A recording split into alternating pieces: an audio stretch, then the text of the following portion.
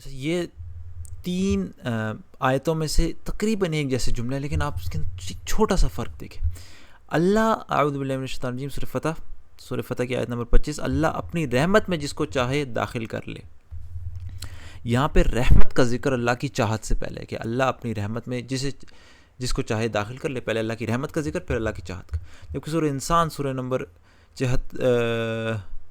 76 میں آیت نمبر 31، یہاں پہ اللہ کہتا ہے جس کو چاہتا ہے اپنی رحمت میں داخل کر لیتا ہے. یعنی کہ اللہ پہلے اللہ کی چاہت ہے، پھر اللہ نے رحمت کا ذکر کیا. جس کو چاہتا ہے اپنی رحمت میں داخل کر لیتا ہے. اور سورہ شورى میں سورہ نمبر 42 آیت نمبر 8 میں مگر وہ جسے چاہتا ہے اپنی رحمت میں داخل کرتا ہے. یہاں پہ بھی اللہ کی چاہت اس کی رحمت سے پہلے. تو پہلی آیت میں اللہ کی رحمت پھر اس کی چاہت، لیکن باقی دو آیتوں میں اللہ کی چاہت پھر رحمت. حالانکہ فرق نہیں پڑتا اگر میں عام زبان میں کہوں اللہ جسے چاہتا ہے اپنی رحمت میں داخل کر لیتا ہے، یا میں کہوں اللہ جسے چاہتا ہے اپنی رحمت میں داخل کر لیتا ہے، یا اللہ اپنی رحمت میں جسے چاہتا ہے داخل کر لیتا ہے.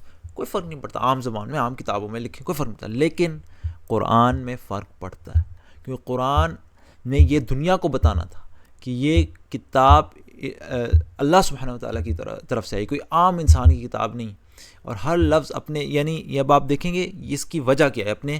اب اس کے سیاق و سباق دیکھیں. اگر آپ جہاں رحمت، جس سورہ فتح میں رحمت کا پہلے ذکر ہے، یہاں کے سیاق و سباق میں اللہ تعالیٰ ان لوگوں کا ذکر کر رہا ہے جن پر اللہ نے رحمت کی، اور اللہ کی رحمت یا تو ہو گئی یا اس نے پکا وعدہ کیا کہ میں کروں گا. جیسے آپ اسی آیت میں دیکھ لیں، اسی آیت میں اوپر دیکھیں، اگر مکہ میں ایسے مومن مرد اور عورت موجود نہ ہوتے جنہیں تم نہیں جانتے، اور یہ خطرہ نہ ہوتا کہ نادانستگی میں تم انہیں پامال کر دو گے، اور اس سے تم پر حرف آئے گا تو وہ جنگ نہ روکی جاتی. یعنی اللہ نے واقعی میں روک لی بچانے کے لیے.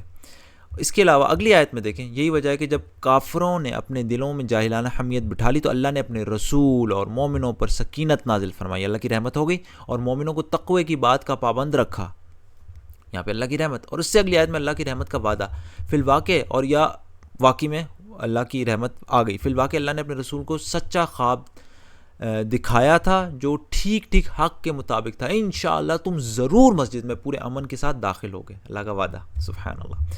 تو یہاں پہ کیونکہ کانٹیکسٹ میں اللہ کی رحمت ہے، لہٰذا اللہ نے یہاں پہ کہا کہ اللہ اپنی رحمت میں جس کو چاہے داخل کرے. لیکن باقی دو آیتوں میں جہاں اللہ نے کہا اللہ جس سے چاہے اپنی رحمت میں داخل کرے، وہاں پہ اللہ نے ایک کنڈیشن رکھ دی ہے کہ میں چاہوں گا تو کروں گا، نہیں چاہوں گا تو نہیں کروں گا. اور ایسے لوگوں کا ذکر کیا جو صحیح راستے سے ہٹے ہوئے ہیں. کیسے؟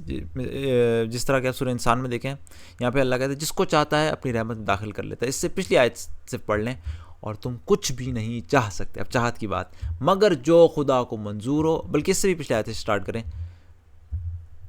یہ تو نصیحت ہے جو چاہے اپنے پروردگار کی طرف پہنچنے کا راستہ اختیار کر. اللہ نے یہ نہیں کہا کہ میں زبردستی لاؤں گا، نہیں، اللہ نے کہا جو چاہے اپنے پروردگار کی طرف پہنچنے کا راستہ اختیار کرے. اور تم کچھ بھی نہیں چاہ سکتے مگر جو خدا کو منظور ہو. بے شک خدا جاننے والا، حکمت والا ہے، جس کو چاہتا ہے اپنی رحمت میں داخل کرتا. یہاں پہ وعدہ نہیں ہے کہ کروں گا، لیکن اللہ کی چاہت سے اس کو اٹیچ کیا ہوا ہے. اور آگے پچھلی آیتوں میں بھی ان لوگوں کا ذکر ہے جو صحیح راستے سے ہٹے ہوئے. یہ لوگ دنیا کو دوست رکھتے ہیں اور قیامت کے بھاری دن کو پس پش چھوڑ دیتے ہیں. ہم نے ان کو پیدا کیا، ان کے مقابل کو مضبوط کیا، اور اگر ہم چاہیں تو ان کے بدلے ان ہی کی طرح کے لوگ لے آئیں. تو یہاں پہ ذکر ان لوگوں کا ہے ہی نہیں جن پر اللہ نے رحم کیا یا دکھایا کہ میں نے رحم کیا. اسی طریقے سے سورہ شورى میں آیت نمبر 8 میں جہاں اللہ نے کہا مگر وہ جسے چاہتا ہے اپنی رحمت، پہلے چاہت کا مینشن من یشاء فی رحمتی.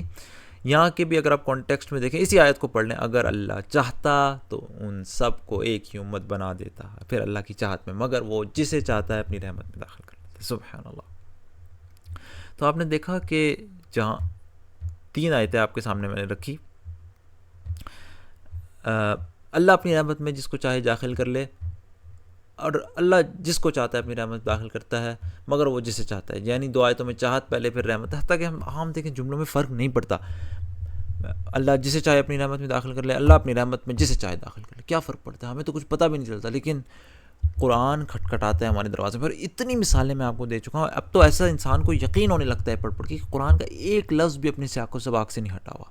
اور یہ میں بلکہ ایک شاید ابھی ریسنٹلی پڑھا تھا، ایک شخص لکھ رہا تھا کہ جی وہ قرآن کو میں نے پڑھ لیا عام سے، جیسے کتاب عام سی کتاب نہیں پڑھتے، گویا اس نے ایسے ہی لکھا میں نے پورا قرآن پڑھ لیا، کوئی خاص بات اس میں نہیں تھی. اس طریقے سے کچھ مجھے یاد پڑتا ہے.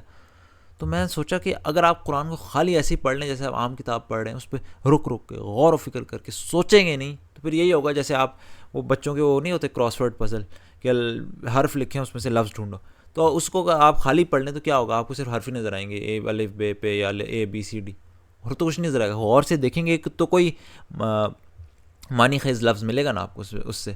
تو اسی طریقے سے قرآن کو اگر آپ صرف اس لیے پڑھیں گے چلو میں اپنے بغیر سوچے سمجھے دیکھ لوں کہ مجھے کیا ملتا ہے، سوچیں گے سمجھیں گے غور و فکر کریں گے تدبر کریں گے تبھی جا کے کچھ ملے گا نا. دنیا کی چیزوں کے پیچھے تو ایک ایک چیز کو ریسرچ کرنے بیٹھ جاتے ہیں. تو قرآن کے وقت کیا ہوتا ہے کہ نہیں بس پڑھ کے چھوڑ دوں، اس سے آپ کو پھر کیا ملنا ہے؟ قرآن کے ساتھ یہ ایٹیچیوڈ، دنیا کے ساتھ وہ ایٹیچیوڈ، کیسے آپ کو پھر ہدایت مل سکتی ہے؟ تو اللہ تعالیٰ سے دعا ہے کہ اللہ تعالیٰ ہمیں قرآن پر یقین کی حد تک ایمان دے کہ اللہ سبحانہ وتعالیٰ کی طرف سے سبحانک اللہم و بحمدک اشہد ان لا الہ الا انت استغفرک و اتوب الیک.